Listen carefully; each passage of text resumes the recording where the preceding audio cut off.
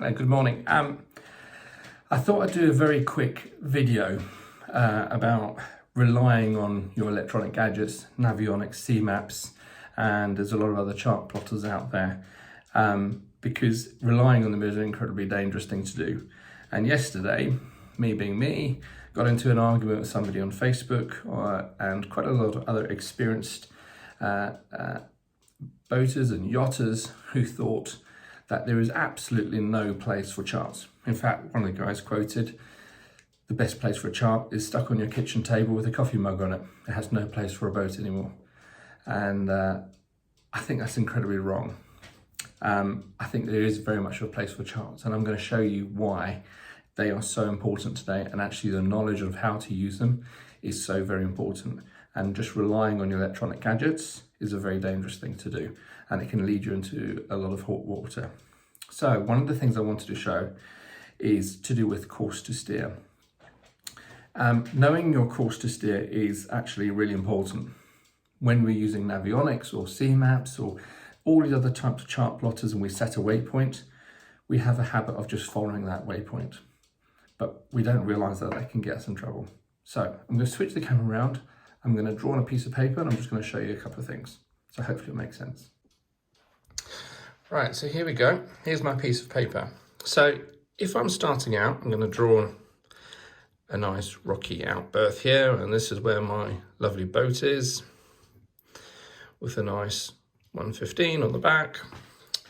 Now what I want to do is I want to head out to a lighthouse. We're going to call it point A, shall we?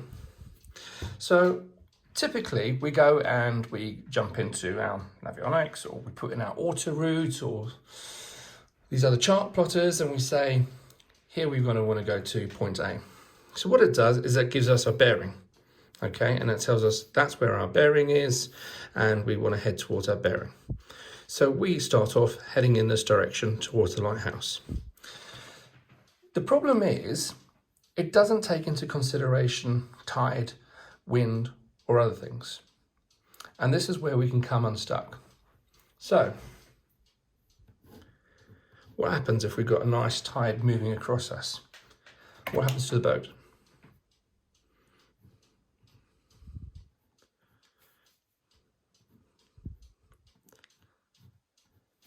See what's happening?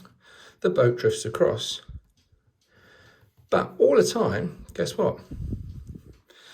The chart plotter is still telling us that's where our bearing is. Head towards that bearing. So all the time, we're going to be getting a bearing from that to saying head in that direction. And all the time, our boat is drifting across. What's the problem with this? You should say not very much, but actually there could be a huge issue. Because say for example, this is a lovely passage of 15 meters of water and we're doing a pilot pan through, and actually we've got a lot of shallow banks to this whole area here. Without realizing it, you're going to drift into these shallow banks and you can get yourself into a lot of trouble. You've looked at the charts and you've looked at the Navionics and you've looked at CMaps and says, hang on a minute, but it told me it was fine. I'm going in a straight line to the lighthouse. Not true. We don't go in a straight line. It doesn't work like that. With the tide and everything, it can drift us off course. And that's why we have what's known as course to steer. And this is an important thing to learn. It's important to use this on your charts and to know what to do. And you can then work out your course to steer. So the difference is, that's what happens if you're relying on electronic gadgets to work out everything for you.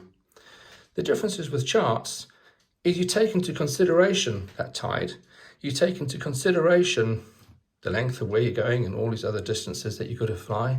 And then what you do is you work out your course to steer. So from start, I might be pointing in that direction.